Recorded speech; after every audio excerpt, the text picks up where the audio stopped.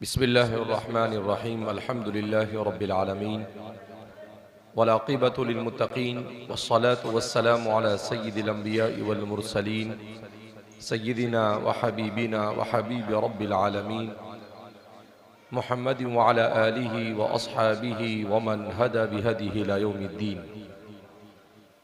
क़ाल अल्लाहु तबारक व तआला फ़ी किताबिहिल मजीद वल फ़ुरक़ानिल हमीद फ़अऊज़ु बिल्लाहि मिनश्शैतानिर रजीम बिस्मिल्लाहिर रहमानिर रहीम आमीनू कमा आमनन नास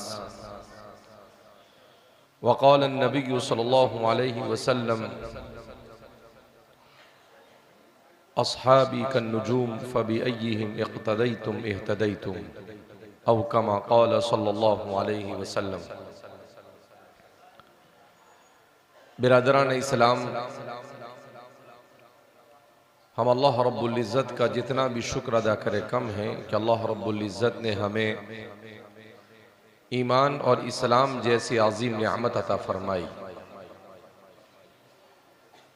हम जिस दौर से गुज़र रहे हैं ये फितनों और आजमाइश का दौर है और इस दौर की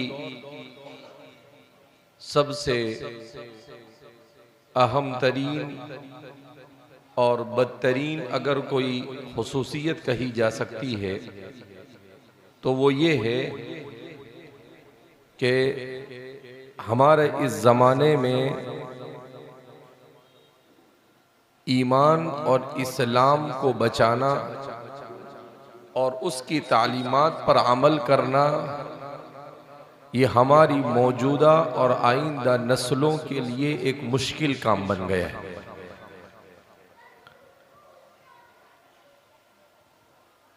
अगर हम अपने मुआशरे पर नजर करते हैं तो हमें अफसोस करना पड़ता है कि ये वो मुआशरा जिस मुआशरे में आज से 150-200 साल पहले अंग्रेजों ने ऐसी तहरीक चलाई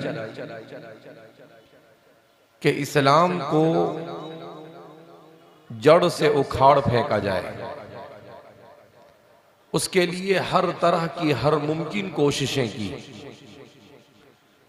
मगर अल्लाह जज़ाए खैर अता फरमाए हमारे उलमा को, हमारे अकाबिरीन को, उन्होंने हिंदुस्तान के मुसलमानों पर मुस्तकबिल में आने वाले फितनों को भांप लिया और भांपने के बाद हर मैदान में किस तरीके से उम्मत को दीन के साथ जोड़कर अहले सुन्नत वल जमाअत के सही मसलक की कैसे हिफाजत की जाए उसके लिए भरपूर कोशिशें की। इन्हीं कोशिशों के नतीजे में दारुल उलूम देवबंद का क़याम अमल में आया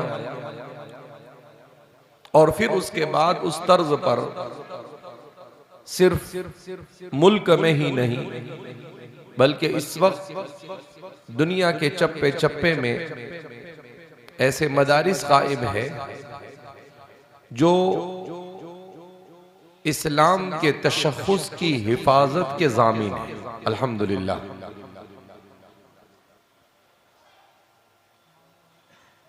इस्लाम जहां पर इसे खारजी एतबार से फितनों का सामना हुआ, कुरान करीम ने खुद बयान किया व इन कान मकरुहुम लितज़ूल मिन्हुल जिबाल, कि अगर दुश्मनों का, अहले किताब का बस चलता तो उनका मक्र, उनकी साजिश, उनका फरेब हक के खिलाफ इतना पुरखतर कि पहाड़ भी अपनी जगह से हिल जाए। दूसरी तरफ इस्लाम को कमजोर करने के लिए एक कोशिश ये रही कि खुद मुसलमानों ही के अंदर में कुछ ऐसे लोगों को खड़ा किया जाए जो इस्लाम के नाम पर इस्लाम की बुनियादों को हिलाने की कोशिश करे। इन्हीं कोशिशों में एक कोशिश ये रही कि इस्लाम के अव्वलीन मुहाफिजीन हजरत सहाबे किराम रिज़वानुल्लाहि ताला अन्हुम अजमईन की अहमियत को कम कर दिया जाए। मुफक्किर इस्लाम हजरत मौलाना अली मियां नदवी नव्वरल्लाहु मरक़दहू के एक छोटा सा रिसाला है खुलफ़ाए अरबआ। उस रिसाले में आपने अरबी की एक किताब का हवाला दिया, असर अहलिल किताब फिल हुरूब वल फितन दाखिलिय्या फिल क़र्निल अव्वल, कि अहले किताब यहूद और नसारा का क्या किरदार रहा इस्लाम को अंदर से खोखला करने और इस्लाम के खिलाफ साजिशें रचने में। जब मैंने उस किताब का रेफरेंस पढ़ा, उसका हवाला पढ़ा, तो उसे तलाश किया। दक्तूर जमील मिस्री कर उसके मुसन्निफ है। तकरीबन 800 से 900 सफ़े की किताब है, जिस किताब में उन्होंने साबित किया कि अहले किताब ने किस तरीके से इस्लाम में फ़िरका बंदी की बुनियाद डाली।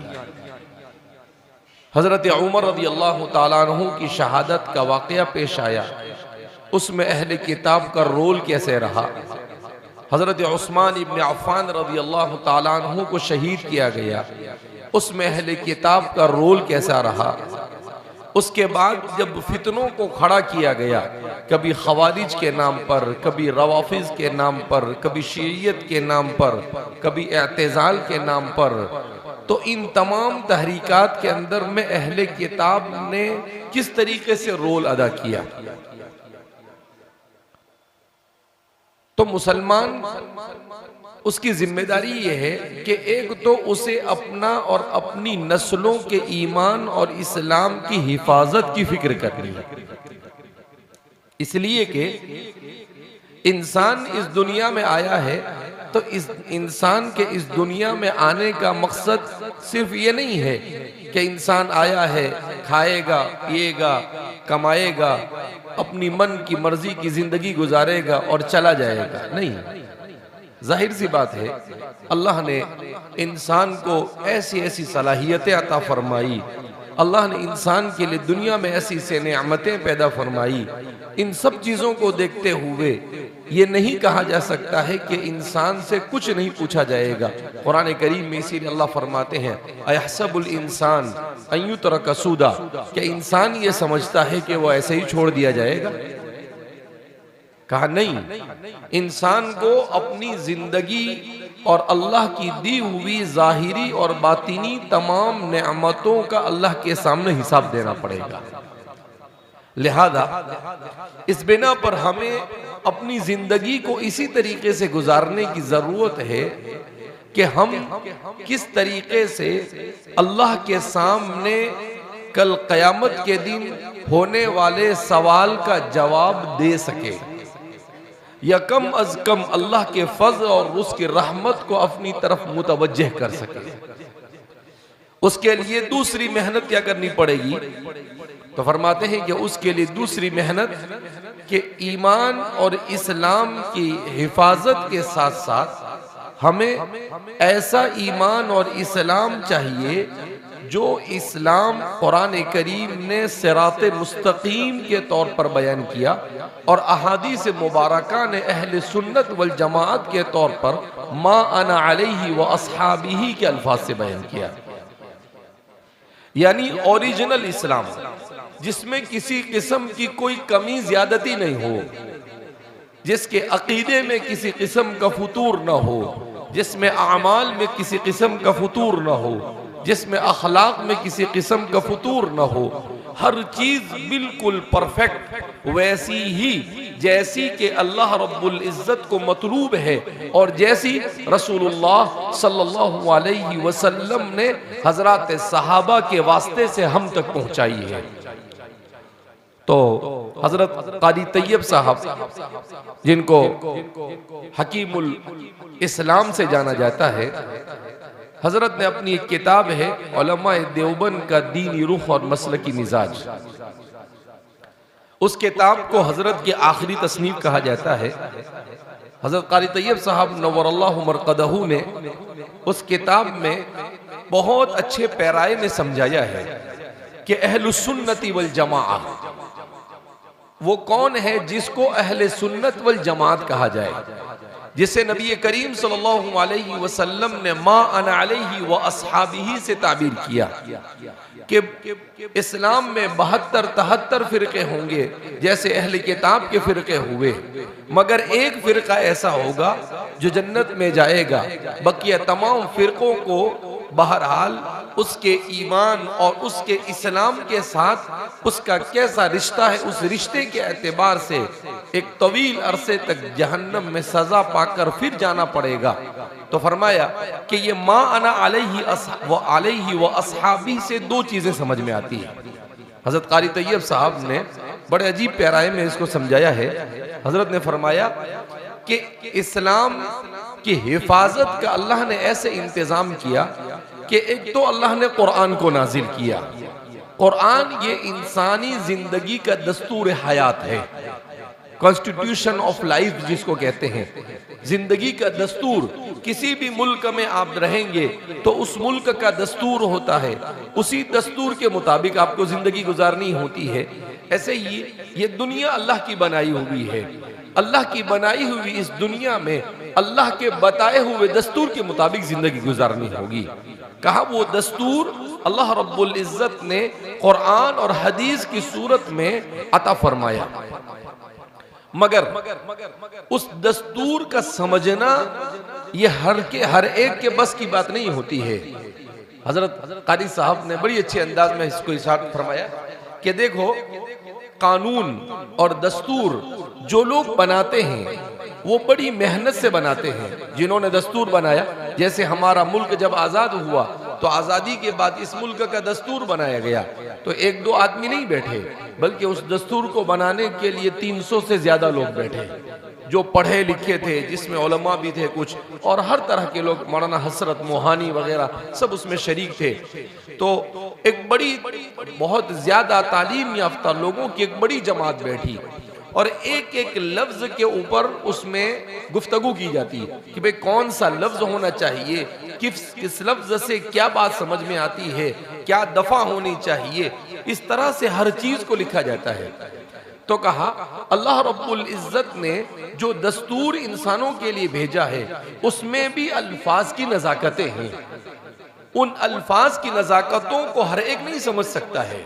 जैसे दस्तूर को समझने के लिए आदमी को LLB करना पड़ता है, वकील बनना पड़ता है, LLM करना पड़ता है, PhD करना पड़ता है, प्रैक्टिस करनी पड़ती है, जब जाकर वो जज बनता है और फिर उसके बाद वो दस्तूर को समझकर उसके मुताबिक फैसला करता है। जब इंसानों के बनाए हुए दस्तूर को समझने के लिए इतनी मेहनत की जरूरत है, तो खालिक और मालिक के बनाए हुए दस्तूर को समझने के लिए कितनी मेहनत की जरूरत होगी।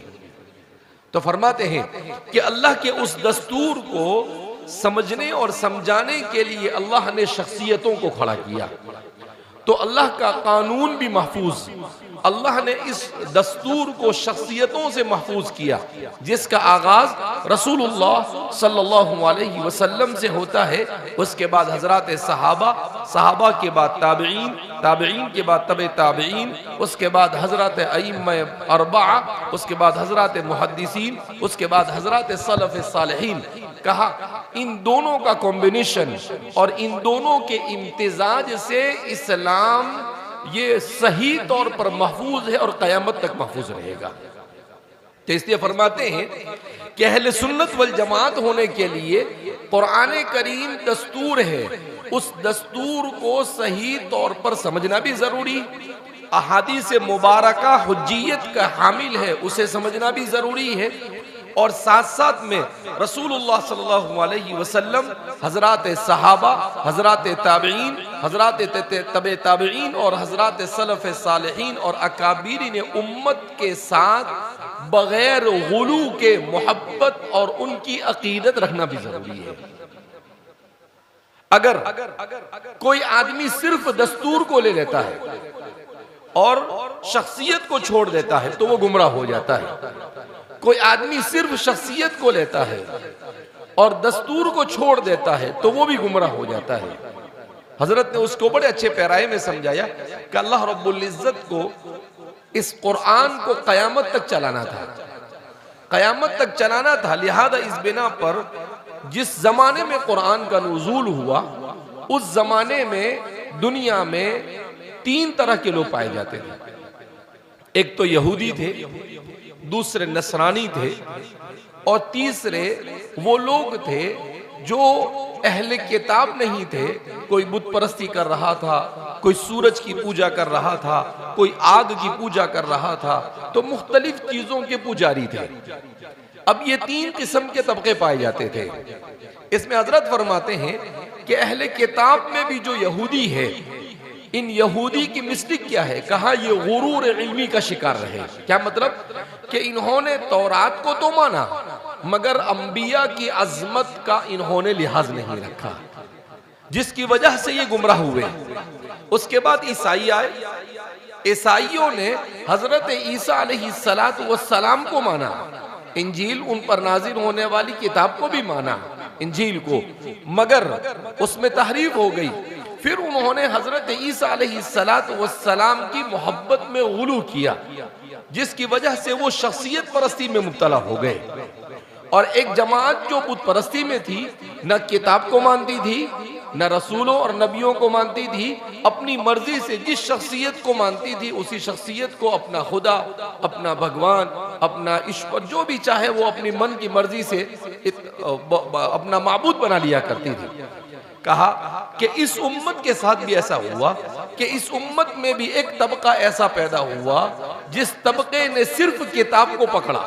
उनमें सबसे पहले खवारिज है, जो इस्लाम का सबसे पहला फिरका माना जाता है, जिन्होंने हजरत सहाबा के खिलाफ बगावत की, हजरत अली रज़ी अल्लाह ताला अन्हु के तकद्दुस को पामाल करने की कोशिश की, हजरत अमीर मुआविया रज़ी अल्लाह ताला अन्हु को कत्ल करने की कोशिश की और हजरत सहाबा पर कुफ्र के फतवे लगाए। और ये अजीब व गरीब बात हमारे मुफस्सिरीन ने लिखी, हमारे मुहद्दिसीन और मुअर्रिखीन ने इसकी तरफ इशारा किया है कि इंसान गुरूर इल्मी का शिकार कब होता है? का उस वक्त होता है जब इंसान के दिल में उलमा की अजमत बाकी नहीं रहती।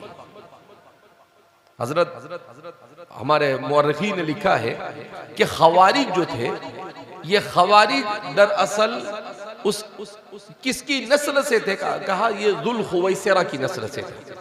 जुल खुवैसिरा एक आदमी था जिसने अल्लाह के रसूल सल्लल्लाहु अलैहि वसल्लम की शान में गुस्ताखी की। आप सल्लल्लाहु अलैहि वसल्लम ने फतह मक्का के बाद जब माले गनीमत को तकसीम किया तो अल्लाह के रसूल सल्लल्लाहु अलैहि वसल्लम के सामने वो खड़ा हो गया और अल्लाह के रसूल से कहने लगा, इअदिल या मोहम्मद, ए मोहम्मद इंसाफ करो। तो अल्लाह के रसूल सल्लल्लाहु अलैहि वसल्लम ने कहा, क्या मतलब? कहा मैं ही इंसाफ नहीं करूंगा तो दुनिया में कौन इंसाफ करेगा? आप सल्लल्लाहु अलैहि वसल्लम ने अल्लाह के हुक्म के मुताबिक कुछ लोगों को कुछ ज्यादा माल दे दिया उनकी तालीफ कल्ब के लिए। उसको ये चीज पसंद नहीं आई और उसने अल्लाह के रसूल की इस तकसीम पर एतराज किया और गुस्से होकर हुजूर की मजलिस से जाने लगा। तो अल्लाह के रसूल सल्लल्लाहु अलैहि वसल्लम ने उससे कहा कि सयखरुजु मिन ज़िज़्ज़ि हाज़ा, कहा ये आदमी जो भी इतनी गुस्ताखी करके जा रहा है, कहा इसकी नस्लों से ऐसे लोग पैदा होंगे जो कुरान को तो पढ़ेंगे मगर कुरान उनके हलक से नीचे नहीं उतरेंगे। फरमाते हैं बाद में खवारिज की बुनियाद रखने वाले उसी की नस्ल से पैदा हुए। तो कहा कि जब किसी दीनी शख्सियत की किरदार कुशी करने की कोई कोशिश करता है, उनकी गुस्ताखी करता है, तो अल्लाह सिर्फ उसको सजा नहीं देते बल्कि उसकी नस्लों के अंदर में अल्लाह रब्बुल इज्जत जलालत और गुमराही को पिरो देते हैं। और उसकी नस्लों के अंदर से दीन के खत्म होने का खदशा होता है। लिहाजा हमारे इस जमाने में भी दुश्मनों ने ये कोशिश की कि उलमा को उम्मत से काटा जावे, और उलमा को उम्मत से काटने के लिए तरह तरह के हरबे इस्तेमाल किए जाते, आज भी इस्तेमाल किए जाते हैं। तो हमें इस चीज से बचना चाहिए। क्यों? कि उलमा का काम क्या है? अल्लाह के दीन की हिफाजत करना, अल्लाह के दीन को लोगों तक पहुंचाना। अब जाहिर सी बात है, वो भी इंसान है, उनसे गलती हो सकती है, ऐसा नहीं कह सकते हैं कि वो फरिश्ते हैं, मगर उनकी गलतियों को उछालना और उसको बुनियाद बनाकर दूसरे सारे तबके के ऊपर कीचड़ उछालना और उनसे नफरत करना, ये अपनी और अपनी नस्लों को ईमान से महरूम करने का रास्ता है। अल्लाह हमारी हिफाजत फरमाए। तो हजरत ने फरमाया, दूसरे वो लोग जो शख्सियत में गुलू करते, क्या मतलब कि कुरान को, हदीस को नहीं मानते, अल्लाह की किताब को कम मानते हैं और शख्सियत को ज्यादा मानते हैं। जैसे इस्लाम जब आया उस वक्त नसारा थे, उनके पास किताब थी मगर किताब को नहीं माना उन्होंने ज्यादा, और हजरत ईसा अलैहिस्सलातु वस्सलाम को इतना ऊंचा मकाम दे दिया कि अल्लाह के मकाम तक पहुंचा दिया। वक़ालतिल यहूदु उज़ैर इब्नुल्लाह वक़ालतिन नसारा अल मसीह इब्नुल्लाह। नसारा ने कहा कि मसीह अल्लाह के बेटे हैं, जबकि अल्लाह का कोई बेटा नहीं। लम यलिद वलम यूलद वलम यकुल लहू कुफुवन अहद। अल्लाह तो जाहिर सी बात है यकता है, उसका कोई शरीक नहीं, ना उसकी बीवी है, ना उसका बेटा है, ना उसे उसकी जरूरत है। बेटे और बीवी की किसको जरूरत होती है? जिसको दुनिया के अंदर में अपनी जरूरतों को पूरा करने के लिए मोहताजगी जिसके अंदर में होती है। अल्लाह की जात को किसी चीज की जरूरत नहीं है। लिहाजा इस बिना पर अल्लाह के लिए, मगर फिर भी उन्होंने कहा ये शख्सियत परस्ती में गुलू किया। कहा ऐसे ही हमारी उम्मत का पहला फिरका रवाफिज और शिया, जिन्होंने हजरत अली की मोहब्बत में गुलू किया और अल-अयाज़ु बिल्लाह हजरत सहाबा को दूसरे सहाबा की तकफीर और दूसरे सहाबा पर लान तान करने को अपने दीन का जुज़ करार दिया। तो कहा कि जैसे यहूदियों ने किताब को लेकर शख्सियत को इनकार किया, ऐसे ही खवारिज हमारी इस उम्मत में, जैसे नसारा ने शख्सियत परस्ती में गुलू किया, ऐसे ही हमारे यहाँ रवाफिज। कहा अब कयामत तक जितने भी फिरके आएंगे आप इसी पैमाने पर उन फिरकों को देखते रहेंगे। जो हजरत सहाबा के बारे में बुरा भला कहे, आप उसको अहले सुन्नत वल जमात नहीं कह सकते। कुरान करीम में अल्लाह ने ऐलान कर दिया, रज़ियल्लाहु अन्हुम व रदू अन्हु, अल्लाह उनसे राजी हो गया और वो अल्लाह से राजी हो गए। उसके बाद हमें उनके ऊपर किसी किस्म का कोई कलाम करने की जरूरत नहीं है। वो तो हमारे लिए जन्नत का रास्ता दिखाने वाले लोग हैं। लिहाजा इस बिना पर हजरत सहाबा से मोहब्बत करना ये ऐन ईमान है, उनकी अकीदत बहुत जरूरी है। तो ये चूंकि हमारा प्रोग्राम जिस मुनासबत से है, उस मुनासबत से इस चीज को जानना जरूरी था। और मैंने कुरान की आयत पढ़ी जिसमें अल्लाह ने कहा आमीनू कमा आमनन नास, ईमान लाओ ऐसे जैसे कि लोग ईमान लाए। हमारे मुफस्सिरीन ने लिखा है कि अन्नास पर अलिफ लाम, ये अलिफ लाम अहदी है, इससे मुराद कौन है? हजरत सहाबा है। क्या मतलब कि अगर तुम आखिरत में नजात चाहते हो तो सहाबा जैसा ईमान बनाओ।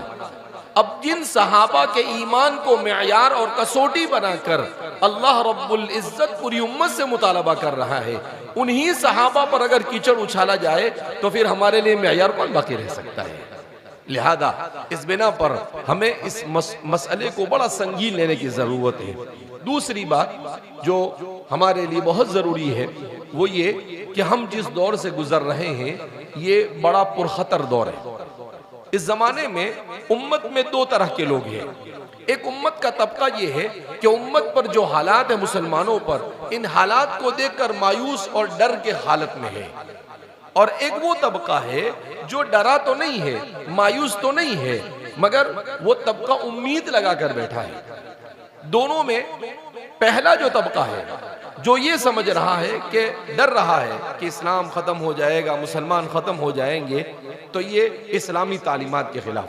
क़यामत तक न इस्लाम खत्म होगा न मुसलमान खत्म होंगे, न इस्लाम को खत्म करने वाला कोई पैदा हुआ, न इस्लाम मुसलमानों को खत्म करने वाला पैदा हो सकता है।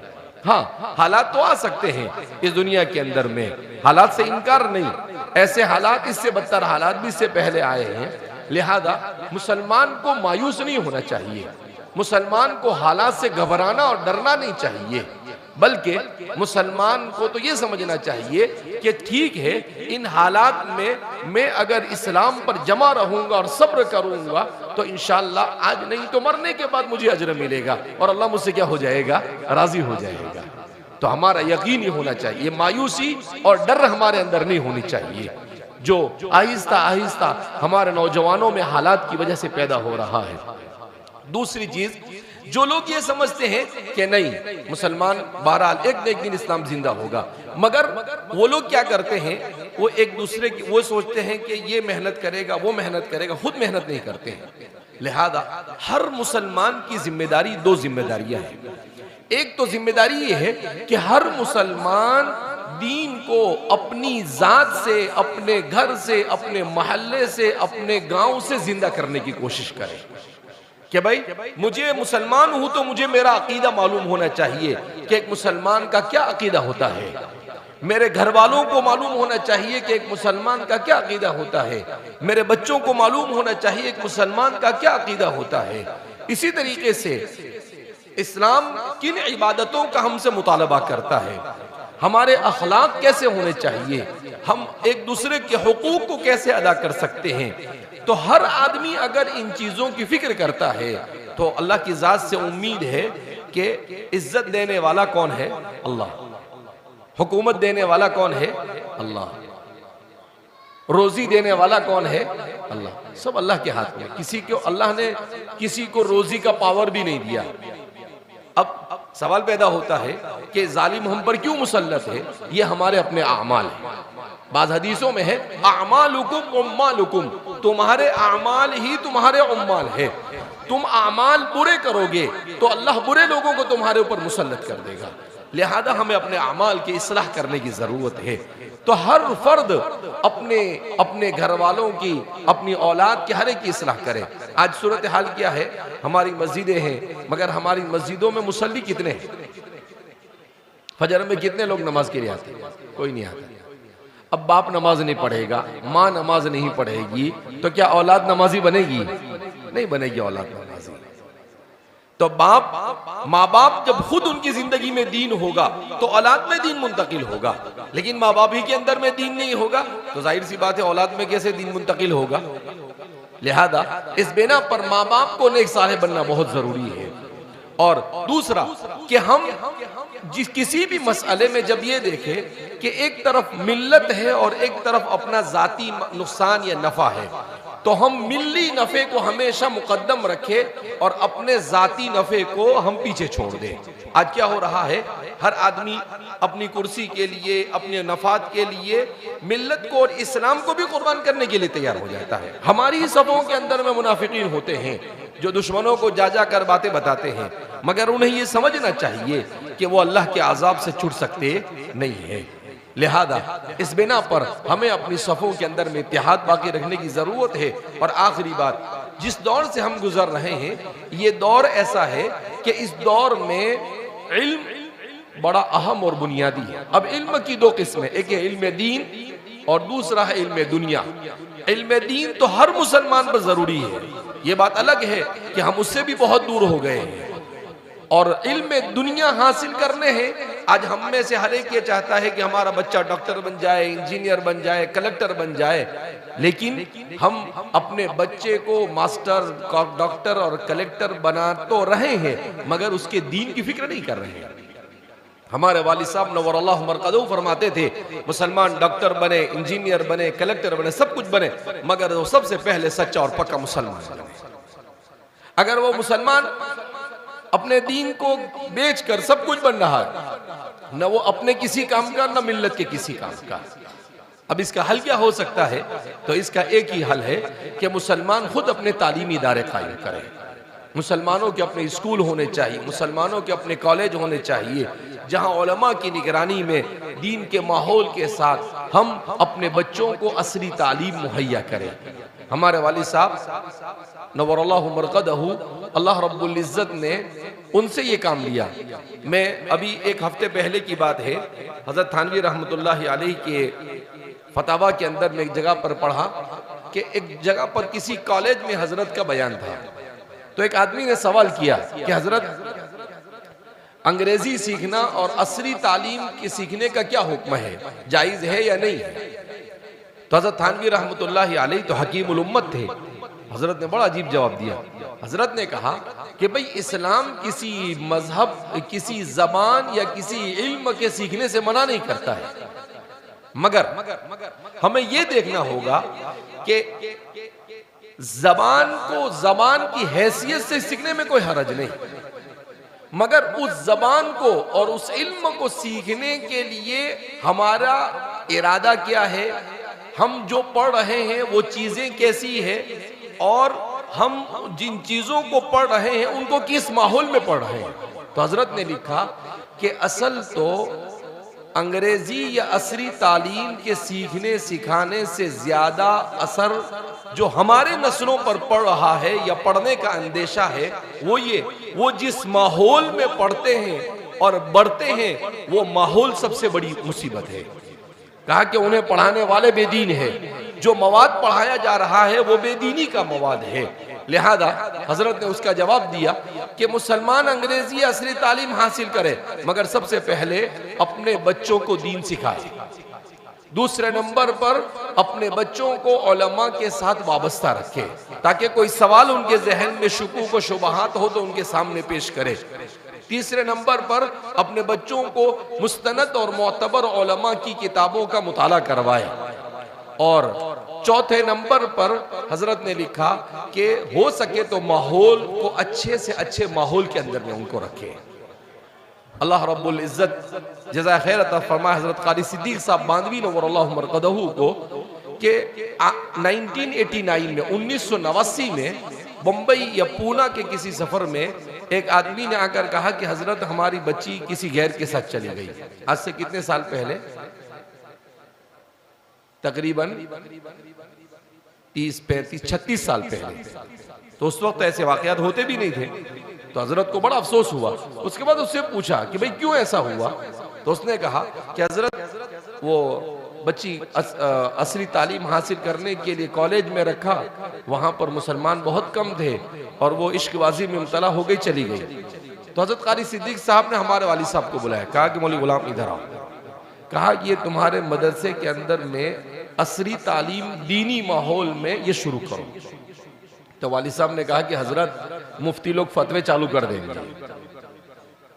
तो कहा कि भाई देखो, मुझे ये समझ में आ रहा है कि अगर हम उलमा अपने मदारिस के माहौल में हमारे नौजवानों की असली तालीम का बंदोबस्त नहीं करेंगे तो फितने इर्तिदाद सर पर मंडला रहा है।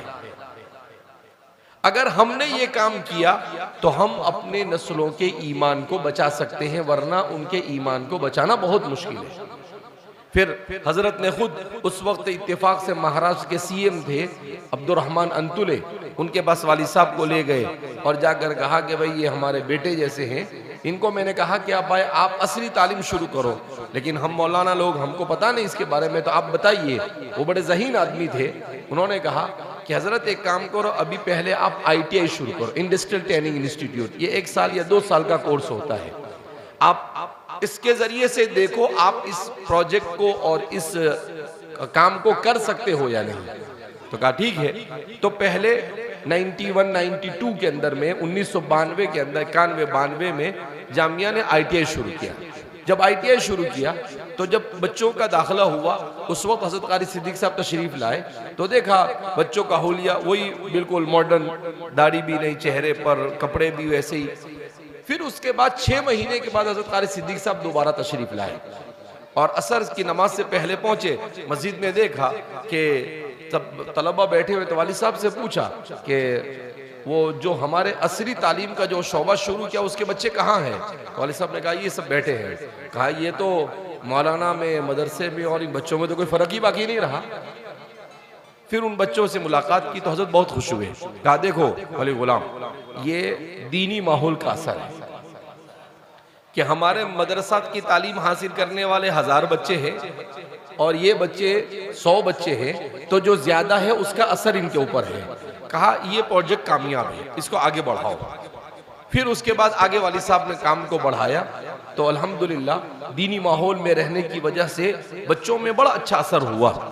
एक मौलाना साहब ने 2-4 साल के बाद वालिद साहब के खिलाफ किताब लिखी, तो हज़रत क़ारी सिद्दीक़ साहब को कहा, हज़रत देखो मैंने पहले ही कहा था मौलवी आबाशत के चुप न शवत, कहा देखो ये लिखे। तो हज़रत बड़े ज़हीन आदमी थे, आरिफ बिल्ला थे, हज़रत ने उस किताब को फाड़ दिया और कहा इसको कचरे के डब्बे। कहा मौलवी गुलाम ये तुम्हारा काम अल्लाह के यहाँ मकबूल हो गया, इसकी अलामत है, अब तुम रुकना नहीं।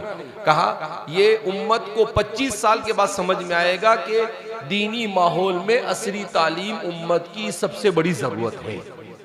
कहा ये अभी नहीं समझ में आएगा, उसको जब समझ में आएगा। और वाकईतन ऐसा ही हुआ। लिहाजा मुसलमानों को फिक्रमंद होना चाहिए कि अपने उलमा की निगरानी में दीनी माहौल के अंदर में हमारे अपने असरी तालीमी इदारे होने चाहिए, ताकि हमारी नस्लों के ईमान को क्या किया जा सके, बचाया जा सके। बहरहाल चूंकि आप यहाँ पर बड़ी तादाद में हमारे मुसलमान भाई रहते हैं, तो हमें इस चीज़ की फिक्र करनी चाहिए कि हम अपने स्कूल कैसे कायम। अच्छा, हमारे लोग स्कूल कायम करते हैं, असरी इदारे कायम करते हैं, मगर वो अपने तौर पर कायम करते हैं, उलमा से उसका कोई ताल्लुक नहीं, तो वो भी पैसे कमाने का मशीन बन जाता है। नहीं, हम इसलिए कायम करें कि ठीक है इंसान थोड़ा बहुत कमाए, लेकिन असल मकसद हो दीनी माहौल फराहम करना। किस तरीके से हम अपने बच्चों को दीनी माहौल फराहम कर सके, और तो इसलिए बड़ी संजीदगी के साथ इन मसाइल पर गौर करने की ज़रूरत है। अल्लाह रब्बुल इज़्ज़त हम सबको सही समझ अता फरमाए और अपनी नस्लों के ईमान और इस्लाम की हिफाजत के लिए मेहनत, जद्दोजहद और कोशिश करने की तौफीक मरहमत फरमाए। अल्लाह हम सब से राज़ी हो जैसे अमाल की तौफीक मरहमत फरमाए। मैं बहुत ही ममनून व मशकूर हूँ हमारे इस प्रोग्राम के तमाम दाई अहबाब का कि उन्होंने ज़रा नवाजी की और बंदे को यहाँ पर मदऊ किया।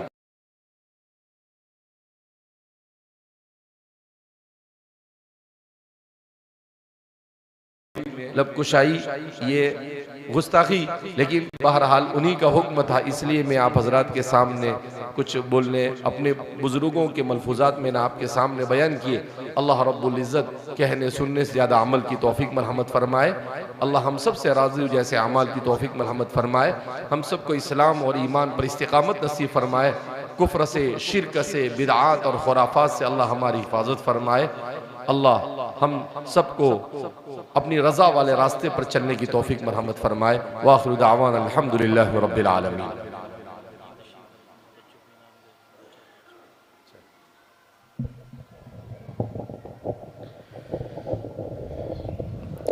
हज़रत मोहतरम हज़रत वाला पैगाम दे रहे थे कि न हो तालीम तो ये ज़िंदगी अच्छी नहीं लगती, जहालत से तुम्हारी दोस्ती अब अच्छी नहीं लगती।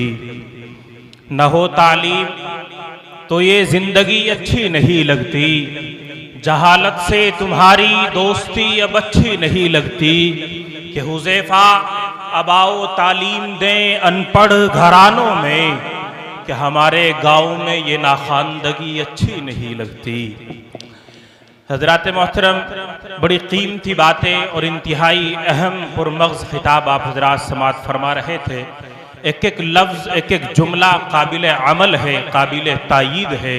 अल्लाह रब्बुल इज़्ज़त हज़रत के इल्म में, अमल में, उम्र में खूब बरकत अता फरमाए। बहरे के एक सिलसिला आप हज़रात के यहाँ शुरू किया गया था तकबीर उला के साथ नमाज की अदायगी का। मासूम बच्चों के दरमियान ये मुकाबला कराया गया है और अल्हम्दुलिल्लाह इस मुकाबले में 7 बच्चों ने कामयाबी हासिल की है। कितने बच्चों ने? जिन्होंने 40 दिन तक मुसलसल तकबीर उला के साथ बाजमात नमाज अदा की है। ऐसे 7 बच्चे हैं जो आपके इसी इदारे और इसी बस्ती के रहने वाले हैं। इन बच्चों की हौसला अफजाई के लिए और आवामुन्नास में, नौजवानों में, बच्चों में नमाज का शौक़ पैदा करने के लिए इनकी हौसला अफजाई के तौर पर इनको इनामात तकसीम किए जाएंगे।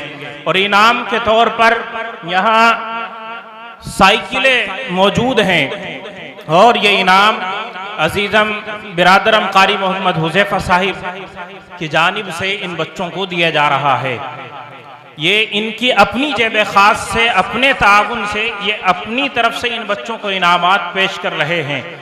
और ये इनकी अपनी तरफ से नहीं बल्कि ये पूरे गांव की, पूरी बस्ती की तरफ से और उलमा इकराम की तरफ से इन बच्चों की हौसला अफजाई है। और ये पैगाम है पूरी मिल्लत के लिए, पूरी उम्मत के लिए कि इंशाअल्लाह किसी भी हाल में हम नमाज कज़ा नहीं करेंगे और नमाज के पैगाम को हर मुमकिन आम करने की इंशाअल्लाह कोशिश करेंगे। बहरके हजरत मेहमान मोहतरम के दस्ते मुबारक से हम इन बच्चों को इनामात पेश करेंगे। एक एक लेके आ जाएं। गुजारिश करूंगा हमारी इस बज़्म के इंतहाई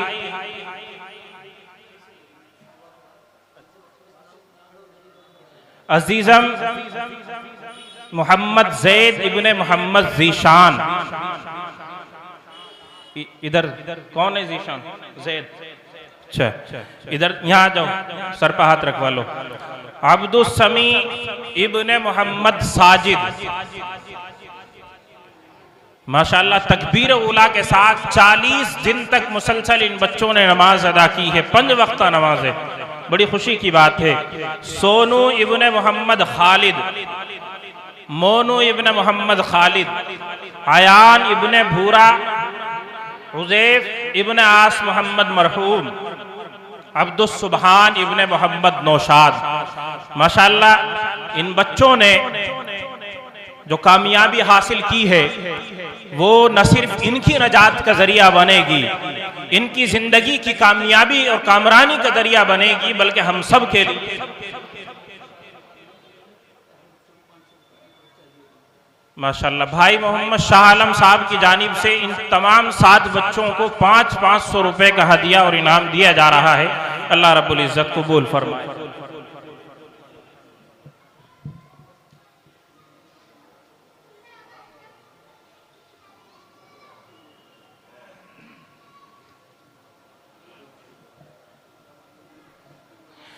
हजरत मोहतरम, हम अपने मेहमान मोहतरम का एक मरतबा फिर दिल की गहराइयों से शुक्रिया अदा करते हैं कि आपने अपनी तमाम तर मसरूफियात को बालाए ताक रख कर हमारी इस अदना सी दावत को कबूल फरमाया।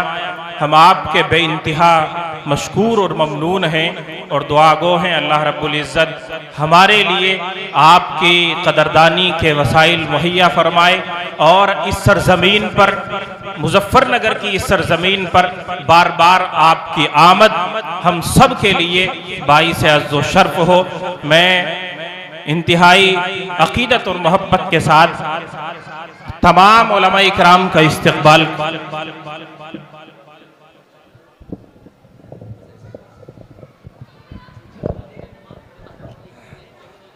माशाअल्लाह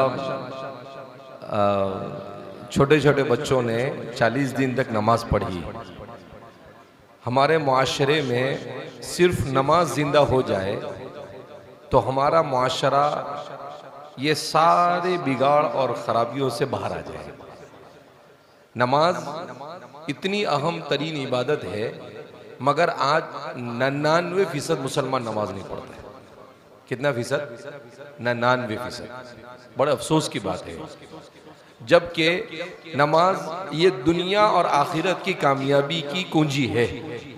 नमाज ही में सब कुछ है।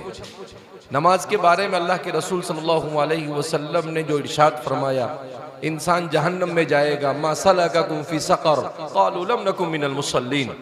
तुमको जहन्नम में क्यों भाई तुम जहन्नम में पहुंचे? तो सबसे पहले क्या कहेंगे? लम नकुम मिनल मुसल्लीन, हम नमाज नहीं पढ़ते थे। तो जहन्नम जाने का सबसे पहला अगर कोई सबब और बुनियादी सबब होगा वो क्या होगा? नमाज से दूरी। आपको ताज्जुब होगा, नमाज कैसी चीज है? नमाज ये इंसान को जिंदगी गुजारने का तरीका भी सिखाती है। टाइम टू टाइम नमाज पढ़ना, यानी आपको टाइम मैनेजमेंट सिखाती है। नमाज ये सिर्फ टाइम मैनेजमेंट नहीं, नमाज आपको सफाई सिखाती है कि जब भी नमाज के लिए आपको वुजू कर नमाज पढ़ना है। नमाज ये इतिहास सिखाती है कि जब भी नमाज के लिए आए आपको एक दूसरे के साथ खड़े होना है। नमाज आपको तंजीम सिखाती है कि नमाज मुनज़्ज़म होकर खड़े होना है, इधर उधर नहीं खड़े होना, एक इधर खड़ा हो गया, एक उधर खड़ा हो गया। नमाज ये अभी अजीब तहकीक आई है कि नमाज को अगर सही ढंग से पढ़ा जाए तो इंसान तकरीबन दुनिया में इस वक्त पाए जाने वाली बीमारियों में से 80% बीमारियों से महफूज रहता है। जहनी बीमारी, घुटनों की बीमारी, कमर की बीमारी, अगर नमाज को सही ढंग से पढ़ा जाए तो सारी जाहिरी बीमारियों से, बातिनी बीमारियों से, अंदरूनी बीमारियों से, रूहानी बीमारियों से, दिमागी बीमारियों से, सारी बीमारियों से इंसान महफूज होता है। तो दुनिया और आखिरत की कामयाबी ये नमाज में मुज़मर है। मगर आज बड़ा अफसोस होता है हमें कि हमारा मुसलमान इस बात को समझने के लिए तैयार नहीं। हम इन बच्चों के साथ हम सब भी अहद करें कि इंशाअल्लाह जिंदगी में कभी नमाज नहीं छोड़ेंगे। इंशाअल्लाह सब वादा करते हैं भाई, इंशाअल्लाह जिंदगी में कभी नमाज छोड़ेंगे नहीं। अल्लाह हमें मौत तक नमाज का एहतमाम करने की तौफीक मरहमत फरमाए।